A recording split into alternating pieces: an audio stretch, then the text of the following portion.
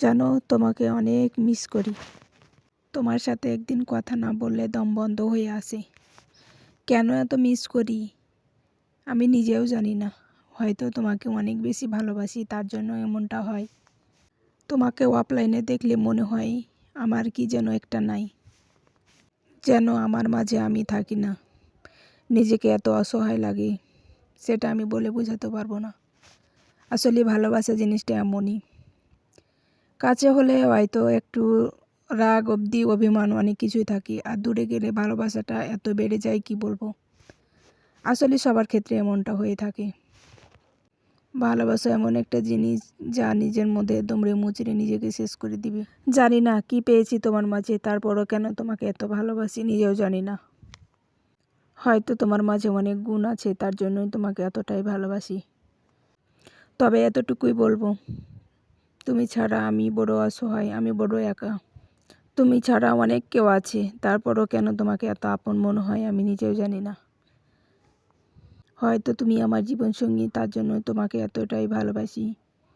আসলে অনেক কথা বললাম, কারণ মনটা অনেক খারাপ হয়ে গেছিলো, তার জন্য অনেক কথা বললাম। আসলে ভালোবাসার মানুষটি দূরে থাকলে এতটাই খারাপ লাগে, কি আর বলবো। তাকে প্রতিনিয়ত মিস করাটা অনেক কষ্ট দেয়।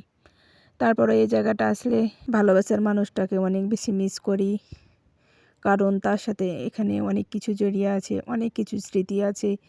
আসলে সেটা বলে বোঝাবার মতো না। তারপর এই তো আস্তে আস্তে করে নিচের দিকে নামতেছি, কারণ হচ্ছে এগুলো নদীটা যেন কেটে না যায়, তার জন্য এগুলোকে দিয়ে রেখেছে, যাতে ঢেউয়ে নদীর চাপাগুলো না কেটে যায়, তার জন্য এগুলো দিয়ে রেখেছে। তারপরে অনেকগুলো হচ্ছে কেটে গেছে। তো এখানে আমার পিচ্চি বাবাটা হচ্ছে অনেক খুশি, কারণ হচ্ছে ওই নদীর পাড়ে আসলেই বলবে আমি ঝিনুক কুড়াবো, ঝিনুক কুড়াবে তার জন্য। তো এখানে হচ্ছে দেখতে পাচ্ছেন ওই হচ্ছে ঝিনুকগুলো কুড়াচ্ছে আর পানিতে ফেলছে আর মজা নিচ্ছে। আসলে ছোট বাচ্চা অনেক দিন পর হচ্ছে একটু বেরোতে পেলে অনেক এনজয় করে। তারপরে এখানে ও নাকি ছোট ছোট কি চিংড়ি মাছ দেখতে পাচ্ছিল, তার জন্য বলছে যে আম্মু ধরি। তো তো ওই যে পাশে একটা নৌকা যাচ্ছিল, নদীর ওপারে যাচ্ছে শাক উঠাতে, তার জন্য হচ্ছে নদীর এপার থেকে ওপার যাচ্ছে। তো দেখেন কত বস্তাতে করে হচ্ছে ভরে রেখেছে, যেন না হচ্ছে ঢেউয়ের, যখন বর্ষাকাল আসে নদীর ঢেউয়ে যেন না কেটে যায়। তো আমার ছেলে অনেক আনন্দ করছে, এখানে খেলছে, পানি লাগছে। আসলে নদীর পানিগুলো এত সুন্দর হয়েছে কি বলবো, মনে হচ্ছে আমি আর আমার ছেলে হাত দিয়ে হচ্ছে নাড়ছিলাম। আর পাশে অনেক মানুষ গোসল করছিল, অনেক মেয়ে মানুষ, ছেলে মানুষ। তো আমার ছেলে বলছে আম্মু আমি গোসল করি ঝাঁপ দিয়ে একবার।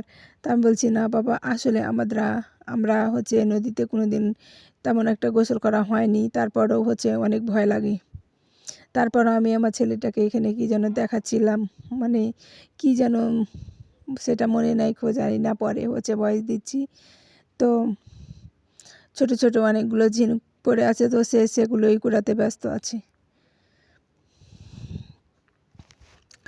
তারপরে এখানে অনেকটা হাওয়া আসছিল সুন্দর। তো আমি আমার ছেলেকে বলছিলাম যে আব্বু ওপারে যাবা? তো বলছে হ্যাঁ, নৌকা হচ্ছে থাকলে ওপার যেতাম, কারণ ওপারে অনেক সর্ষা ফুল ফুটে আছে, অনেক সুন্দর লাগছে ভিউটা ওদিকের।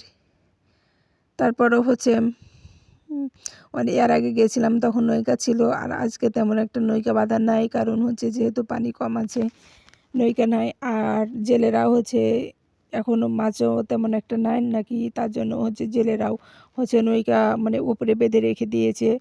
তেমন একটা হচ্ছে পানিতে নাই, এক আধ দুইজনের নৌকা আছে।